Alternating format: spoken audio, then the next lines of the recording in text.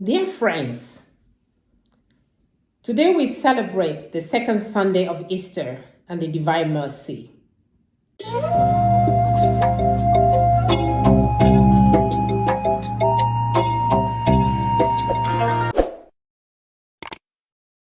Let us pay attention to the disciples in the Gospel of John and how they struggled with the reality of the crucifixion of Jesus. And in spite of Mary Magdalene's testimony, they hid themselves behind locked doors.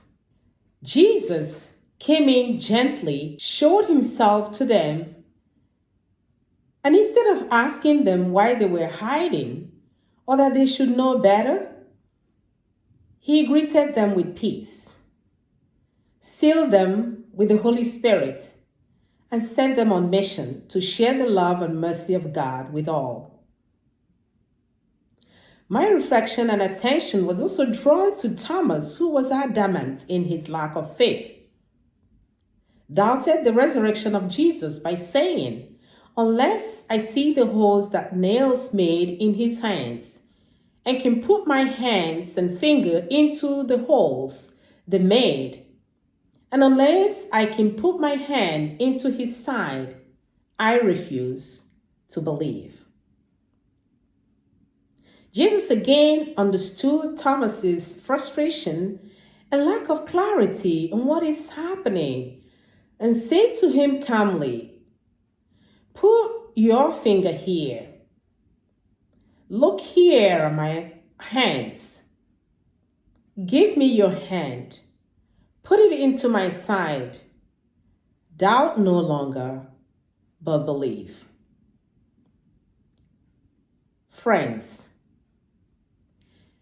in times of difficulty, confusion, wars, hunger, the global refugee crisis that we're facing right now, those who are internally and externally displaced, away from their homeland, when elections in some countries are not free and fair to bring in legitimately elected leadership, when leaders of some nations are corrupt and careless about the people, especially the young people's future,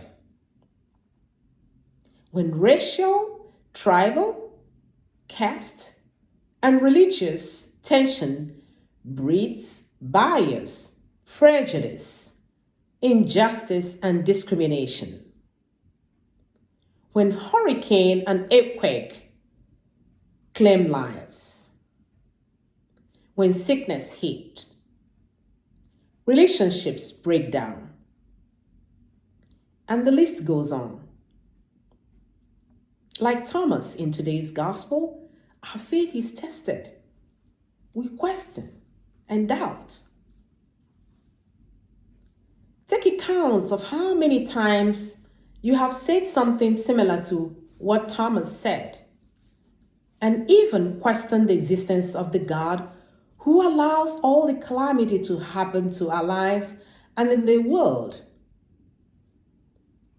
However, God do not castigate or reprimand us, but in God's infinite mercy takes the time to speak to our hearts, to explain to us and work through our hardship with us as with Thomas. Jesus challenges us today through his encounter with Thomas and other disciples to be more understanding of each other, to offer peace through attentive listening, compassion, forgiveness, and craft a place at the table where the doubting Thomas, the denying Peter, and the loyal Mary Magdalene can be welcomed as an invitation to love deeply and extend the hands of mercy of God to all. It is also a challenge to reverence the opportunity for encounter with the Thomas in our own life. and embrace God's mercy and understanding offered to us. This is the call of the resurrection of Jesus. When we do this and practice this in our lives with one another, then we are embracing the call to transformative response to Jesus' sending us on mission, sealed us with the Holy Spirit to go as we were talked about and instructed in the first reading of today. We're able to go out on mission, uniting hearts and souls as we live in community and in communion. May God bless us all.